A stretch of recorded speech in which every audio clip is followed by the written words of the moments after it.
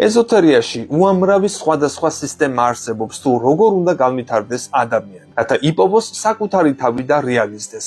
თუმცა, თავად ცნობიერების ტრანსმუტაცია, ანუ ინიციაციის განვითარების საფეხურები, უშუალოდ მიიღწევა მე და ღმერთის მონაწილეობის პრინციპით, მხოლოდ ამ გზაზე მნიშვნელოვანია, რომ ინდივიდუალური ცნობიერება არ მოექცეს მუდმივი კაიფის მდგომარეობაში, რა შემთხვევაშიც მიიჩნევს, რომ სწორ გზაზე დგას და ნაპოვნი აქვს ნიშა, როცა ის ხდება ეგრეგორის ენერგეტიკულად კვებავი ბატარეა და ამ კონკრეტული ეგრეგორის დაფარვის ზონაში კონკრეტული ეგრეგორული სიხშირის გამავრცელებელი, ტრანსლატორი ამავე დროს.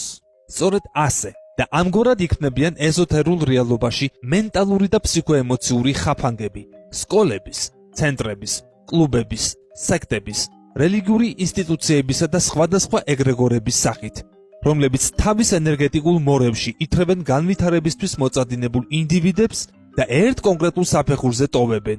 ეს მდგომარეობა, რაც არ უნდა განვითარებაზე ორიენტირებული იყოს, მაინც დესტრუქციულ მოქმედებას იწყებს ადამიანზე, რადგანაც განვითარებაში სტატიკა არ მოსულა და მუდმივ დინამიურობას ითხოვს.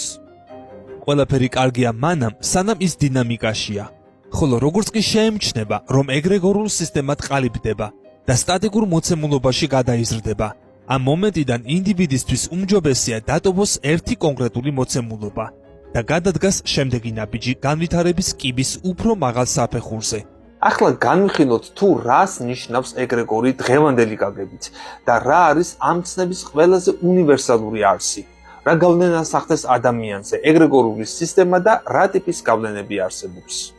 ეგრეგორული მასის ადამიანი. ესაა საშუალო სტატისტიკური ადამიანი, რომელიც ეგრეგორთა დიდი რაოდენობის ზეგავლენას ექვემდებარება და ეგრეგორულ ტენდენციებს ემორჩილება. საშუალოდ მისი აზროვნება არც ისე ძლიერ იცვლება, რადგანაც სხვადასხვა ეგრეგორთა ზეგავლენა ერთმანეთს აკომპენსირებს. ეგრეგორული მარიონეტები, ადამიანები, რომლებიც როგორც წესი ცდილობენ დაფარონ თავიანთი ფსიქოლოგიური ტრავმა ეგრეგორული იდეით, პრინციპით მე თავს მოწყვლადად ვგრძნობ, მაგრამ სამაგიეროდ აქა და აქ ვირიცხები. სწორედ ეს მდგომარეობა აიძულებთ ადამიანებს, რომ სხვადასხვა სახის სექტასა თუ კლუბში ჩაერთონ.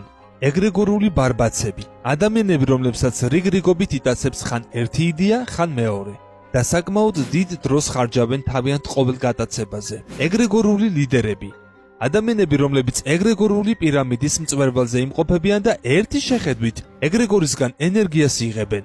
მაგრამ ეგრეგორული ტენდენციის ცვლილებასთან ერთად ლიდერი შესაძლებელია შეიცვალოს და ეს ადამიანი თავის უპირატესობებს დაკარგავს.